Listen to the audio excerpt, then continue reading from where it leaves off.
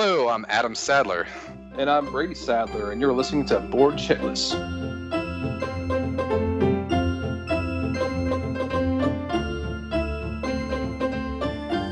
Hey there, Chitheads, and welcome back to another episode of Board Chitless. I'm Leki, and this week I'm joined by Tristan and two very special guests, friends of the podcast, really. I think they've been on about 10% of our episodes.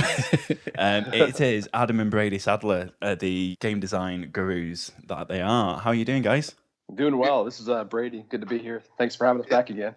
Yeah, this is Adam. I'm doing well. I'm doing good as well. Excellent. Everyone's doing good. Tristan, are you also in good spirits? I'm in very good spirits. I'm very giddy and excited to have the Sadlers back on. Been looking forward to this. Excellent. I'm just going to say that I'm terrible, just to throw a bit of juxtaposition into the mix. Yeah, because contrast brings a bit of variety to life. So contrast. Do you know what? When you said contrast, then I thought you were going to make a remark about the latest episode of Game of Thrones and do a contrast brightness. That's it. Everyone's switched off now. Your TV is just set wrong. Yeah, exactly. But yeah, Adam and Brady have been on quite a few times before. You can catch them on episode 9 if you want to hear about their backstory, the origins of the Sadler brothers. They've also been on our Gen Con special on episode 45. And I believe they were also on episode 53, where we learned a bit more about Excellent. Links below.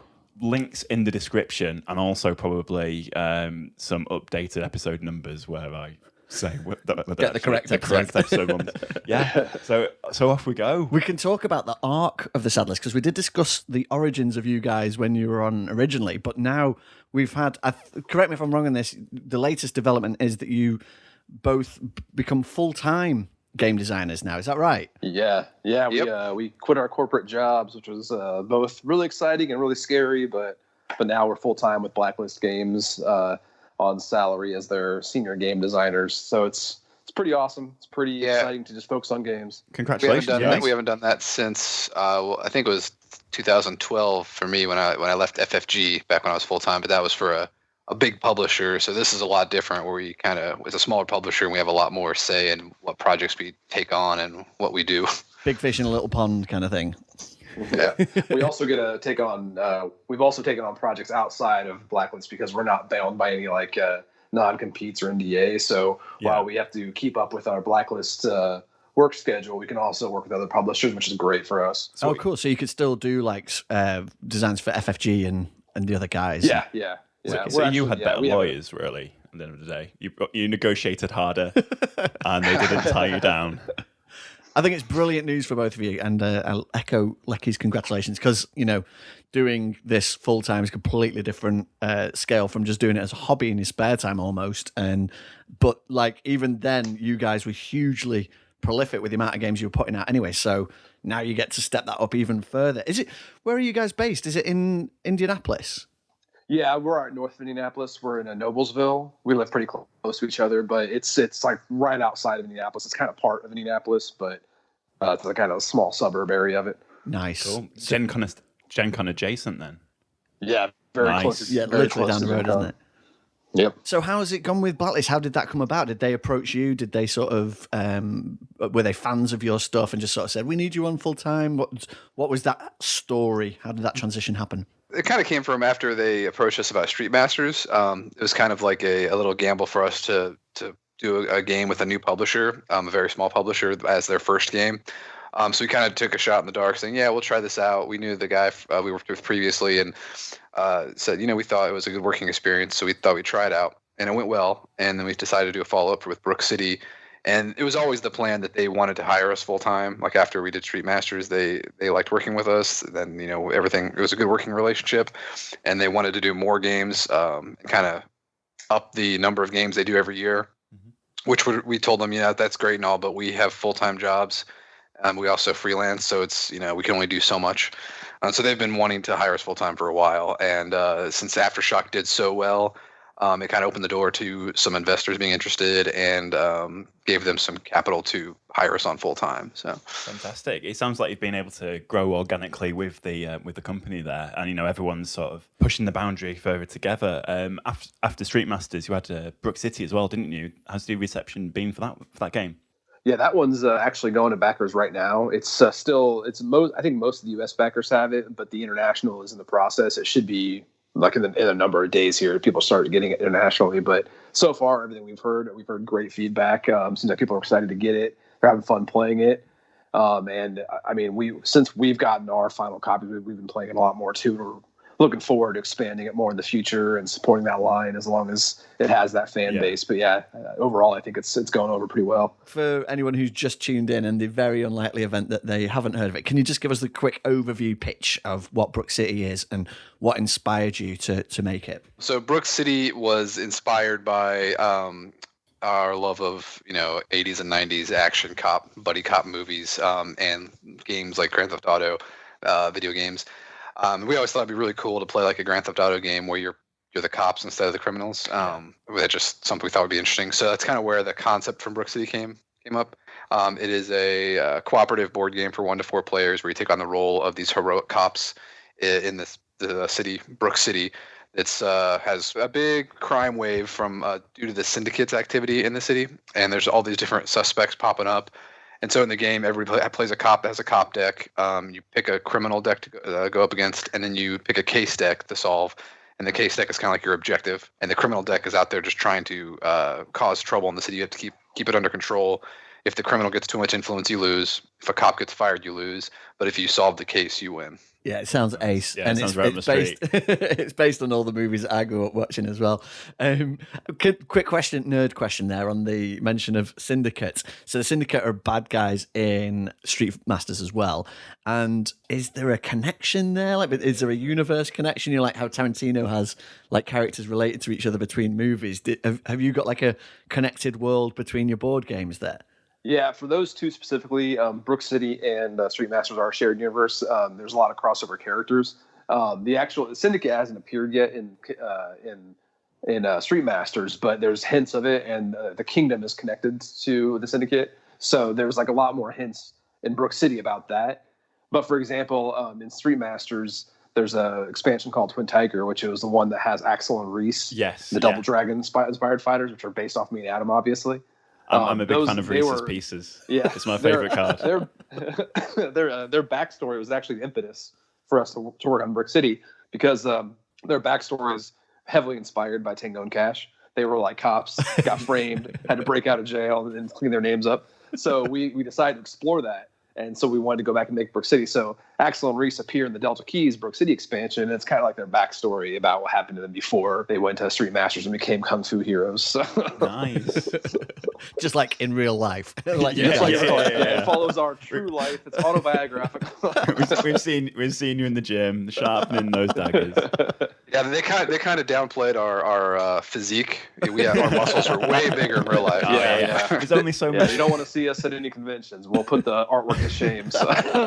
They didn't want to give fat gamers like me a complex. That's what it was. There's only so much surface area on a playing card. You have to scale it down a little bit.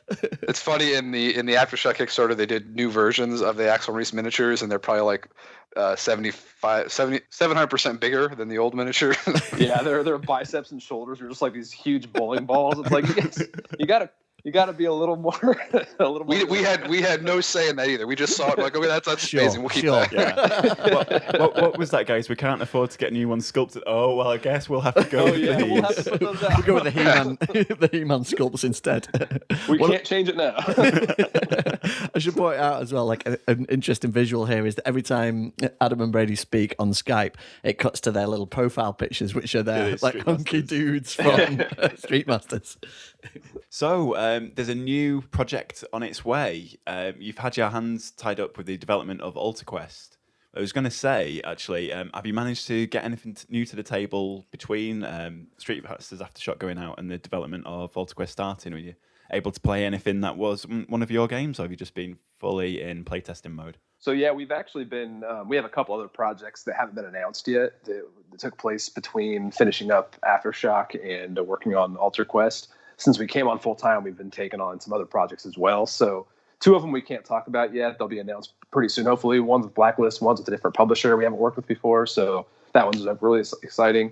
Other than that, yeah, we've just been working on AlterQuest quite a bit in our free time, just kind of doing some research, playing some new adventure games to kind of just, stay in that mindset, which is that most recent one I've been playing is the Journeys of Middle-earth, that Lord of the Rings one. That's a pretty good game. Even though I hate all the aspects of the game, I still love the game because I don't like small cards. I don't like flipping cards over to do tests. I don't like app integrated stuff, but for some reason they did it all correct, and now I love it. Yeah.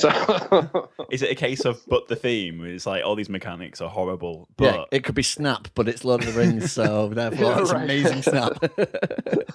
We actually played Journeys of Middle-earth. Was it last week or the week before? I didn't play it. I missed it. Disgusting behaviour, Leki. I had to ring it in, but you and the other guys were straight on it. Yeah, and I'd share your thoughts about app-based thing. It sounds really like dinosaur sort of thing to say, like apps and games, no. But I always have this. Mansions of Madness, dude. It's amazing. I've also got a scrappy little iPad which, decides to conk out and stuff. So I don't trust that you could get through 6 adventures of a campaign and it still be hanging in, and serving its purpose without like completely destroying it. We as much as we love Mansions of Madness 2nd edition, which actually it sold me on the app-based idea. It was our friend Dave who has the game, so I didn't have to personally invest in it to reap the benefits of being able to play it. But we got right through an entire adventure and completely screwed up the ending, and had to then like reboot the adventure, fast forward, try and remember all the decisions we'd made to get back to just for the finale, and it was the most frustrating thing. And when Dave got right through to the and after fast forwarding all the way through the app to get us to that finale, he cocked it up again, and then we had to, for the 3rd time, go through. So, but the thing is with Mansions of Madness, they're individual adventures, whereas Journeys in Middle-earth, you're gonna they all key off each other. It's funny, it's funny you mentioned that because I was playing I did a solo playthrough because Adam and I had a game group. We were like a few adventures in, but I played solo just to plow through the campaign to kind of experience it. Yeah, and I got to the very end, the very last boss fight. And I misclicked something, and like I couldn't go back. And I was like, I guess I'll finish this out, but it feels kind of cheap because I didn't do it right. And I ended up winning because I kind of cheated when I hit the wrong button. But I was like, well, I got the experience at least. But man, I hate app stuff. I feel. I will say I enjoy the game, but I enjoy it despite the app. Like the app is nice because you don't have a ton of cards and stuff like that, and it handles a lot of the AI for you. But it's still, I would prefer it without an app. Yeah. Well, I think that's the problem too. It's like most of the time I want to sit down and play a game because I want to manage all that stuff. I want to use my hands and everything. I don't want this device to track all for me. I just go play a video game, So it's like there's a push and pull there. Even though I do love the game, I vastly wish they would take that system and just make it a standard game without the app integration. But I understand the appeal of it. So, well, for me, I'm on the other side of the coin with that because I just don't want to be sat there with a player book and it's like, right, now someone's done this, so you go to appendices B and decide how this monster works, find the minute, put it on the map, work out, he's going to be 6 blocks in, 6 blocks up, he might be guarding a secret. I'd rather just tell me, like, put this mini down, did you kill the mini? Yes, brilliant, here's a key.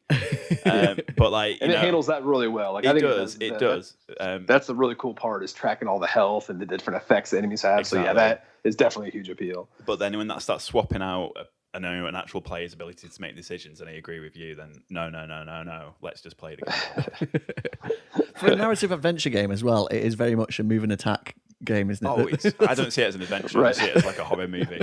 Right. Like both the experience with the app and the story.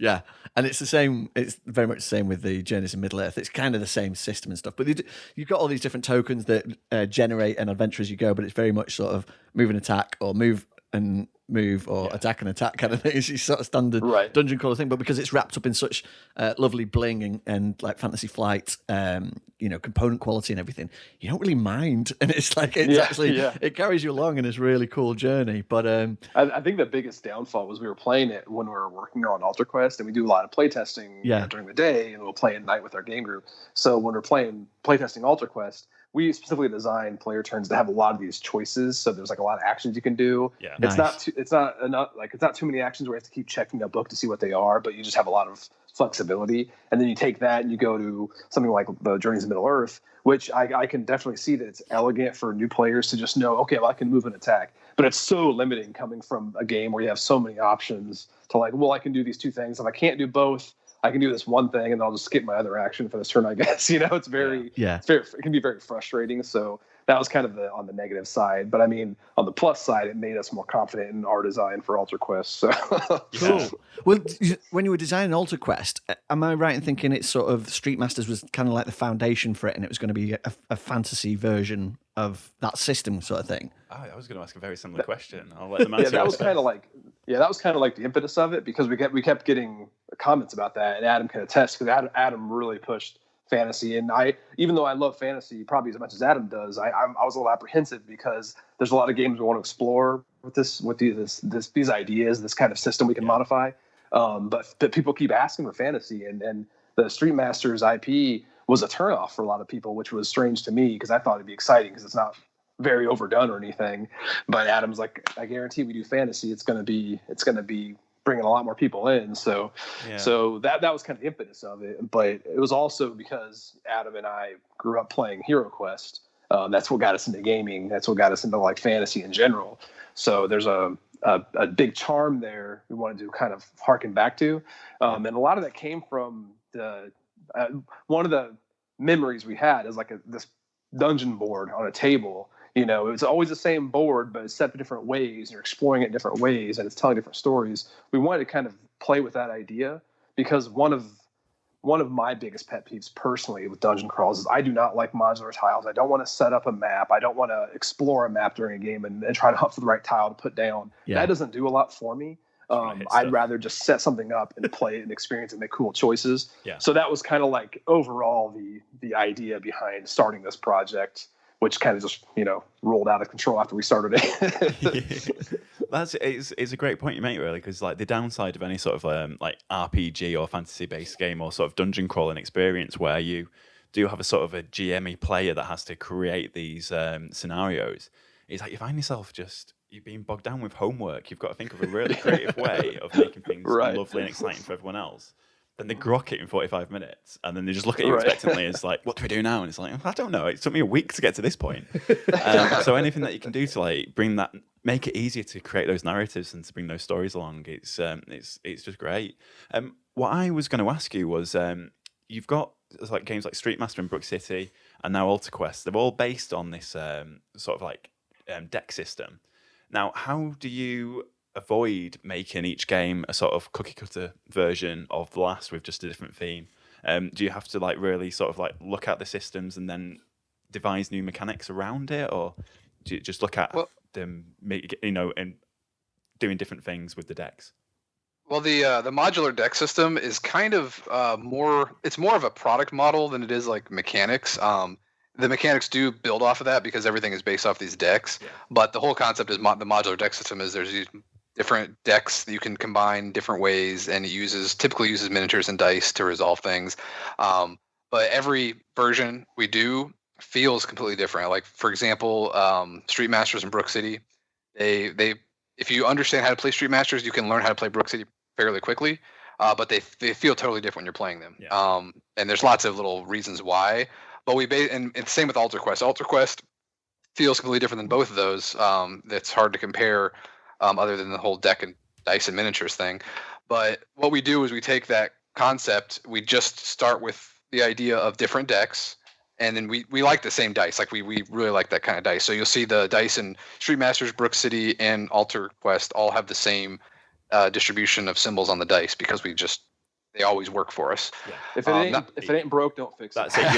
The dice that they use, just for anybody listening, there's always something that happens. There's no miss results, right? So you're either defending or you're attacking or exploding an ability or something.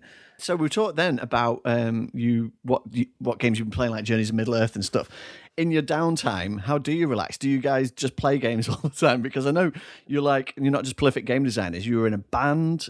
Brady's written books, I believe. And so, tell us about the downtime for the Sadler brothers. What do you guys get up to? Explain your perfect Sunday is what she's getting at. Yeah. So if I'm not because I spend a lot of time, even when I'm not playing games, I'll either be tinkering with stuff, reading rule books of games I don't plan on playing, just to kind of do some research. It's just kind of a relaxing thing for me.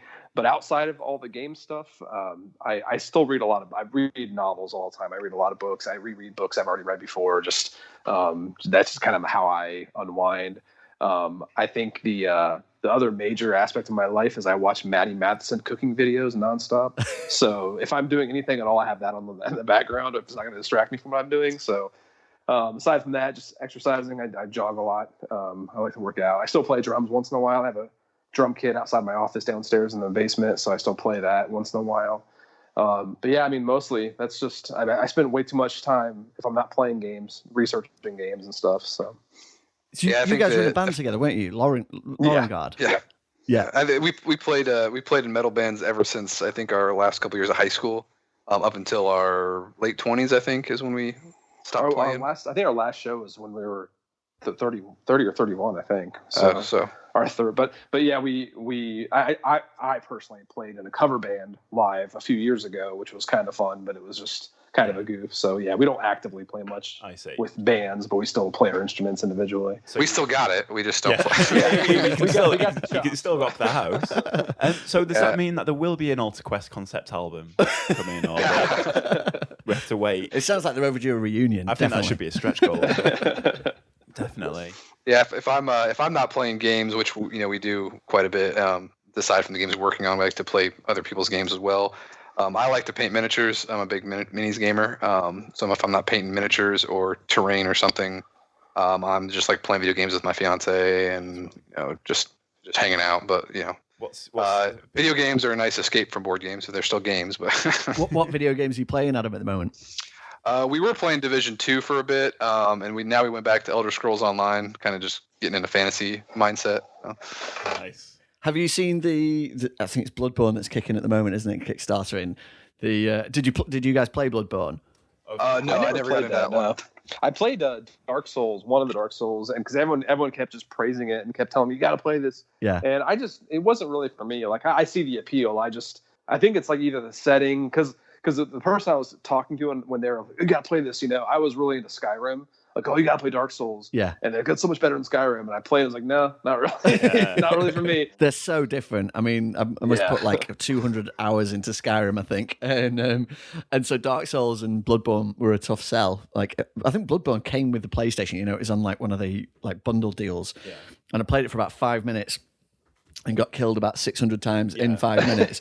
And we were just like, this is the worst game ever. And it stayed on the shelf for years. And then all of my friends were going on about playing it and how you got to try it and stuff. And I came back round to it and gave it a go and got absolutely suckered in. And so it took me probably about 15 hours of gameplay to get past the first level. But when I did and cracked it, it was like the biggest feeling of joy ever, to get through this level and then immediately be killed by a minion in the second level. But like once you've unlocked that sort of gateway with those games, you start from the next level onwards, and so you're kind of achieving as you go.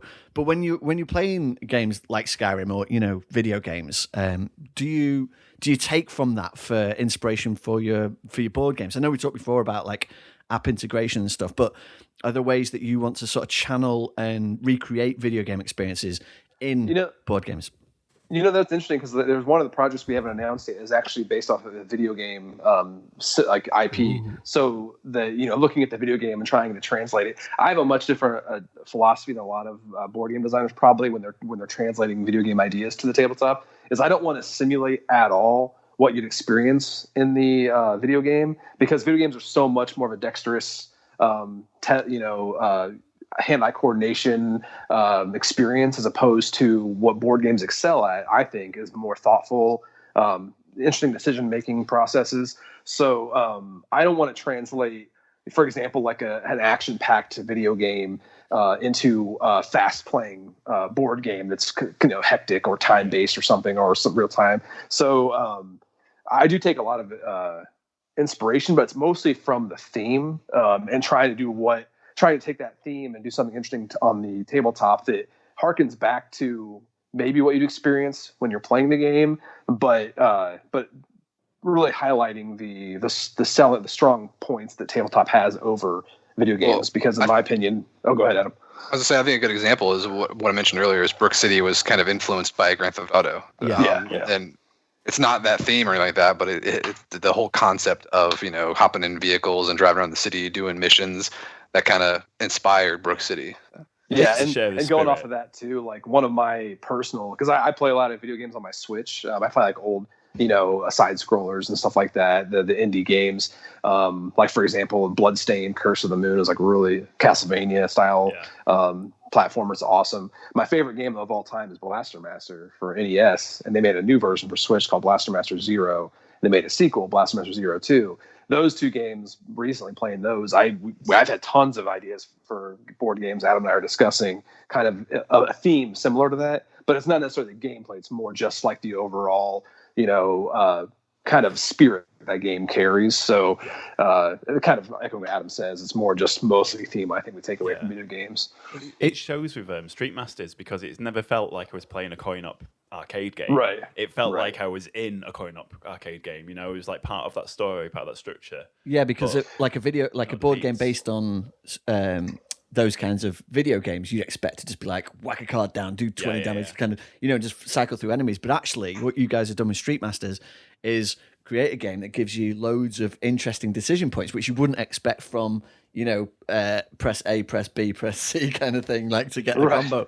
So whereas with Street Masters, it's been on the show. We've discussed it before. We all love it. We're all big fans. Yeah. And one of the great things about it is the way that you've come up with the different systems with each character, each deck behaves completely differently. I'm still playing it and finding like I'll pick a new character and it plays completely differently from another character. And there's loads of like really brain-burny decisions. Each character becomes your new favorite character. Right. Sort of work out how the combo works. I never hear like many bad feedback about about Street Masters. People seem to really like it, which is awesome. But I did hear one complaint where somebody said, I think it was a reviewer that said it didn't feel like they were playing a fighting game.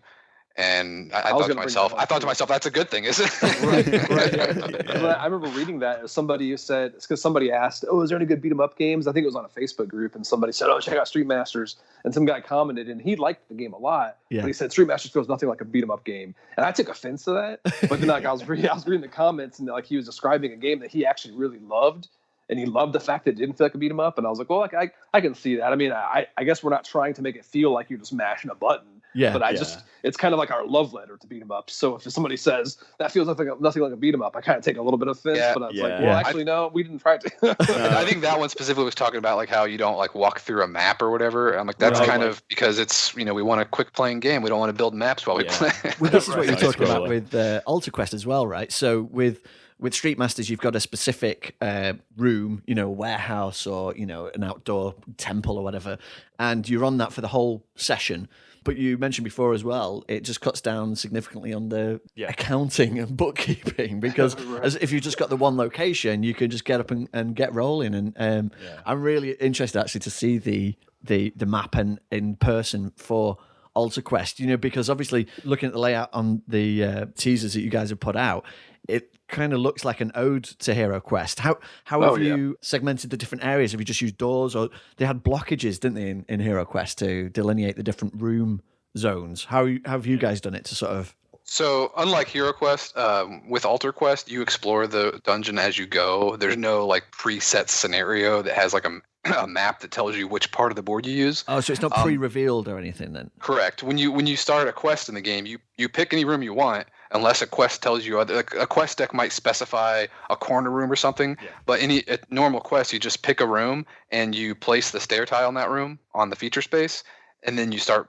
playing. So you can start in any room you want, and you can go through any door you want. Nice. And when you open a door, you reveal it and you see what's in there, and you continue your quest. Yeah. So it's all played out on the board, but you kind of control where you go. And did you get rid of the Zagor player as well? Is fully cooperative for Alt Quest?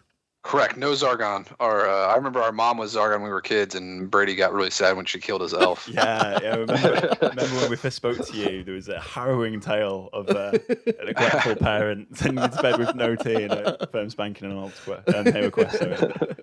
We're laughing at your pain. Totally. It was. I was trapped in a cupboard as a child, so it's all fine.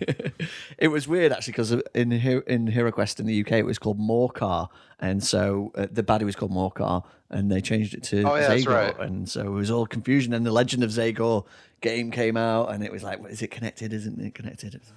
very complex. But how are you guys finding cooperative games? We had Heroes of Terranoth has landed recently. Street Masters is cooperative. Alter Quest is cooperative. Are you moving away from competitive games? I'm sure I heard one of you guys mention, or saw one of you mention on Facebook, you were doing a Euro. Are you bringing back the competition? Yeah, we actually just handed off a project to a new publisher, or not a new publisher, a publisher we haven't worked with before. They commissioned us to do a competitive game, so that one's handed off. So you'll see something from us, hopefully in the near future. That's non-co-op. But typically, when we're doing like kind of our pet projects, the ones that the big like love letter games we're doing, like are usually going to be solo co-op games because that's what we play typically. Yeah. I think if we do competitive games, they're going to be usually lighter, probably either head to head or I will want to do a big sports ball game someday, like my tribute to like Blood Bowl or whatever. Nice. Yeah. Did you play the Steamforged did a Blood Bowl? Yeah, I played Guild Ball a little bit. I have some teams for that. I still prefer Blood Bowl just because of the I don't know, like it's an old school feel, but Guild Ball is a really fun game too. I was doing pretty well, like not jumping in on those because Adam was pretty big a fan. But then I saw that Guild Ball has a cook faction that I have to get, and now I just saw Blood Bowl's having the halfling team they're doing. So now it's like I want to play both of those. I think halflings being your favorite fantasy race, right? Yes, yeah. But I pretty much I'll avoid a lot of fantasy games if they don't have halflings because that's my kind of way I can restrict myself from jumping into too many fantasy games. But if they have like a halfling faction or a halfling character, I got to get that one. And I guess this comes from being such a buff, muscly guy, right? So you want to have a complete fantasy of playing a different character. And ironically, there is a character in Alter Quest in the base game named Rowan who is a little halfling guy who cooks things. So nice. I wonder who inspired that character. Yeah, I don't know how we got in there, but I'm surprised you didn't have Brady's face on that one. It'd be an interesting juxtaposition between that and Street Master. Do you have a favorite fantasy race, Adam, that you like to play as? Me, I'm usually typically when I play like D&D and stuff, I'm usually a human, but I also like not elves in general, but I like high elves, like really fancy elves. I think they're too good for everybody else. Those are the kind of elves I like. So I will always lean towards like high elves if I have a choice, but typically humans. I play humans. Nice. And have you, with Alter Quest, I mean, I don't know how much of this would count as spoilers, but in terms of like races that you can play as, are you using the well-regarded fantasy races like elves and dwarves and halflings and things, or are you forging a more sort of Isaac Childress type path where, with Gloomhaven, he came up with all these new and fancy, interesting Cragheart type races that hadn't been done before, but were very sort of different from what other people had expected? Because, sorry to to go down like my own bit with Gloom of Kilforth with my game. There we go. Grab a cushion. Well, it's a big choice, isn't it? It's because there's so many established like tropes, I guess is kind of an insulting way of saying it. There's so many established but cool races to choose from, and it's an interesting decision. It is nice to see like ninja or vampire sneak in there rather than just have like or a vampire ninja, elf giant. Yeah. One of the heroes in Alter Quest in the base game is a vampire. So cool. Okay, she's awesome. Yeah. So the one thing about the setting of Alter Quest takes place in is it's kind of what our ideal setting would be because we are probably more traditionally into what people might call generic fantasy. Yeah. Because I like. I don't really need a lot of individuality when it comes to fan because like I don't see making a race that's either like a rock man or a fire dude that much different than just having like elves and dwarves and because those kind of tropes which I could see the negative connotation but I don't think they're negative. I think it's fine because it's kind of an anchor to what people know and are familiar with. Yeah, and I personally like those. Like Warhammer: The Old World was one of our first big fantasy IPs we got into. So we definitely have a lot of that in the setting for Alter Quest. But it's what we call a fantasy gothic horror meets fantasy. So it's kind of more along the lines of taking a lot of high fantasy mixing with Castlevania. So there's a lot of vampires, werewolves. And mostly all original monster races. We don't have orcs and goblins. We have these pig men that look like kind of like orcsmen. That we have frogmen that kind of act like kobolds. So we have those tropes, but kind of presented in different ways. And then of course all the classic gothic horror tropes that are in there as well. And are these based on sort of your existing like fancy worlds in D&D that you guys play or write in already, or is this all just brand new lore? It's a kind of a combination because we've I was writing the Lorengard book, which is my first novel, the Eve of Corruption. It's funny you mentioned having an Alter Quest concept album because moving on from Lorengard, we had this idea for this kind of concept called Alterstone, which is funny because it appears in the lore for both Street Masters of Brook City because there's a character named Nikki Scott who's the lead singer of this band called Alterstone. And it's kind of a nod to this kind of project we had in mind. So we've been planning for a long time doing like a book series and games and all these different things in this world, this Alterstone world. And that became Aridica, which is the name of this region in the world. And now it's the game we're doing now. Alter Quest is kind of encompassing all of that stuff. So it is something we've been working on. I've used a lot of the elements for short stories and stuff and working on a novel outline for an actual book in this setting. But it also is from playing D&D all those years. We've always piecemealed stuff like that together and kind of just giving it a name now. All these little rabbit holes that you keep forging for yourself in your imagination, all getting pulled together, and you're gonna have like an encyclopedia of your world to refer back to all of the different events and people and creatures and. Yeah. Luckily for this one, we're doing a little proactive project where we have a lore Bible already set aside. So as we're working on Alter Quest, I'm just keeping all the notes together in this kind of organized document. So if we ever need to make like a hardcover compendium, we'll already have a big head start on it. Something to weigh down the coffee table. Stretch goal fodder, really. That's ace. No, it's fantastic that you're thinking about it because, like you're saying, it can grow and grow and grow. I remember someone saying about when they were making the Harry Potter movies and they had like a question about some random background thing and they faxed J.K. Rowling and she came back about 10 minutes later with a big detailed list of this character's backstory and history and everything. So yeah, you'll have to sort of create like a whole world. And I was on a podcast with Isaac Childress and the topic came up of how much world building was in Gloomhaven and he was like, oh, there's a couple of pages of notes. And I honestly thought he'd be sitting on 15 different like giant tomes of lore because of the amount of content that's in Gloomhaven kind of thing. But yeah, no, it all sounds really exciting, and anything that you guys produce, we're always excited to see because we're fans of the system for Street Masters, and like Adam says, fantasy sells, and it's going to be exciting. I mean, if the Aftershock campaign was something like 3 times more successful than the original Street Masters, so. Yeah. Fingers crossed for you guys that Alter Quest is going to smash that out of the park as well. When's the launch date for Alter Quest? So it's going to be one day before our birthday. So it's going to be May 28th. 28th. And it's one day after my birthday. Because no one really likes to enjoy their birthday, do they? You don't have to be sat around stressing out about Kickstarter campaigns.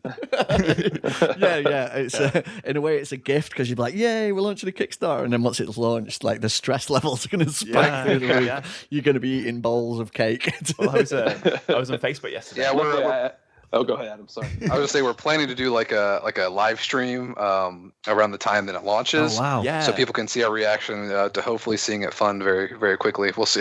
It's funny. We'll see how long that live stream has to be to actually capture when it funds. Because I know with Aftershock it funded the same night the night of after we launched it, so it was in the same day at least. But here's hoping this one will actually fund within during the live stream we're doing. So we'll see.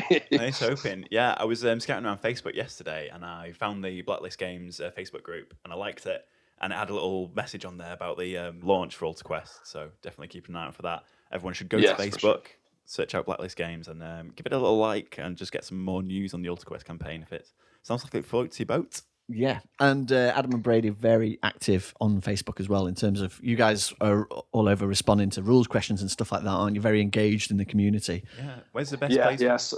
Where's the best place? Oh, sorry. I was going to say so much so that you should probably comment on any of my posts saying, get back to work. How do you find time to design games? You're on Facebook. Where's the best point for people to keep up to date with what you're up to? I would say that Blacklist Facebook page is a great source. Our marketing guy, Scotty, has been keeping it updated. Also, Blacklist website, blacklistgamesllc.com. They're also on Twitter, Blacklist Games LLC. But also, like you said, we're very easy to find on Facebook. We're usually commenting on things that are Blacklist related. And I'm also on Twitter, Adam B Sadler at Twitter. Yeah, mine's at Brady J Sadler, and I'm also pretty active on most of the main Facebook groups. If I'm not active on one that you think is active, just let me know what it is. I'll probably join up on that one as well because I like to try to stay connected with what's going on. So awesome. Well, listen, guys, thanks so much for coming back on the show. It's always a pleasure talking to you both, and we're dead excited for the Kickstarter and for the new games. And a little disappointed we can't find out the names of all these secret projects you've got going on, but we can't wait to discover them all. And we'll be back when they're announced. So. Yeah, definitely. And yeah, we look forward to finding out what a Sadler Euro game is going to look and feel like as well. That sounds really intriguing. So cool. Yeah, thanks for having us, guys. Appreciate it. No, yeah, it's been fun. It's been a pleasure to have you. Take care, guys. Take care.